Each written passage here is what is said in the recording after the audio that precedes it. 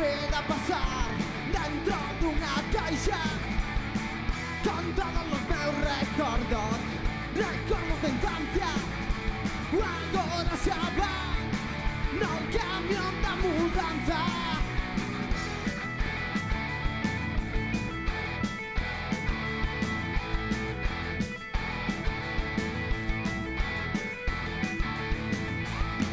Chorando meu pai dixeme non marches, agora a túa nai me berra máis que antes.